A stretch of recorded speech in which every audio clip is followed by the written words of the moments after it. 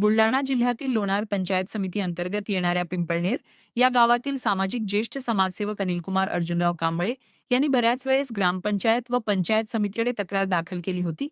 पिंपळनेर येथील जवळपास 35 ते 40 वर्षांपासून त्यांच्या समाजातील लोकांना मयत जनावरांचा चमडा काढण्यासाठी या जागेचा उपयोग केला जात होता.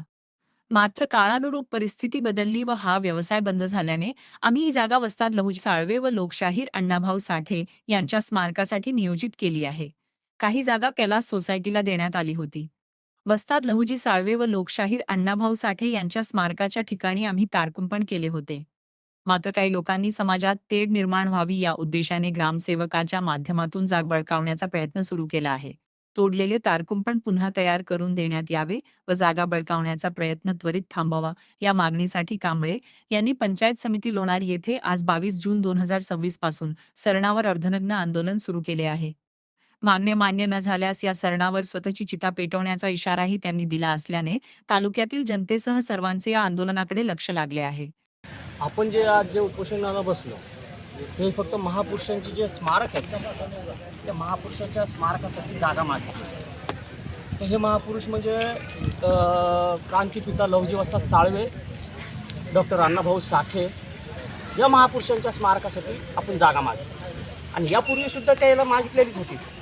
प्रत्येक वेळेस या ग्रामपंचायतचे जे काही उमेदवार होते सरपंच वगैरे प्रत्येक वेळेस निवडणूक आली की तुमची जागा आहे तिथं तुम्हाला समाज मंदिर देण्यात येईल, ती जागा आहे तुमची तिथं समाज मंदिर देण्यात येईल. प्रत्येक वेळी या अज्ञान म्हणजे हे ज्यांचा विकास झाला नाही अशा मातांग समाजाला हे चॉकलेट देत बसले आणि यांचं वोटिंग आजपर्यंत घेत बसले. आज त्या जागेवर तेच स्वतः ताबा करायच्या विचारात तारकुंपण तोडून त्यांनी त्याच्यावर अतिक्रमण करण्याचा प्रयत्न केला. वास्तविक पाहायला गेलं तर हे ग्रामसेवकनं त्याने हे करायला पाहिजे होतं, द्यायला पाहिजे होतं. या संदर्भात तुम्ही ग्रामपंचायतला वेळोवेळी निवेदन तर दिलं असेलच ना? किती वेळेस ग्रामपंचायतला निवेदन दिले? निवेदन म्हणजे तसं लेखी नाही दिलं. आता कसं आहे सर्व समाज अडाणी आणि अडाणी समाज असल्यामुळं त्याचा त्यानं फायदा घेतला, दुसरं काय नाही. कारण तुम्ही लेखी निवेदन दिलेलं आहे ना? हो दिलेलं तर आहे, मी आत्ता दिलेलं आहे. हो का? हो तर लेखी निवेदन तसे दिलेले आहेत आपण बरं. पंचायत समितीला पंचायत समितीला सुद्धा दिलेलं आहे हे आणि त्याच्यानंतर निवेदन सुद्धा दिलेले आहे. अर्ज निवेदन हे भरपूर दिलेले त्याला. यांना माहीत असताना सुद्धा यांनी हे तुमची अपेक्षा काय कारवाईची आहे? सदर जर या आंदोलन आता तुमच्या आमरण उपोषणाला व्यवस्थित त्यांनी जर हाताळलं नाही तर तुमचा काय इशारा राहील?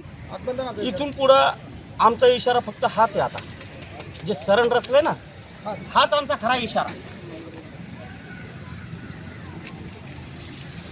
कारण माहिती आहे का साहेब, या क्रांतीवीरांनी आज देशोधडी आज त्यांनी त्यांचा परिवार नाही पाहिला. आज त्यांनी त्यांचं म्हणजे कुठल्या प्रकारची त्यांची सुविधा त्यांनी घेतली नाही. त्या ब्रिटिश काळामध्ये त्यांनी लढा दिला आणि लढा देऊन सगळ्यात ते आज अमर झाले, शहीद झाले. तुमच्या आमच्यासाठी झाले ना.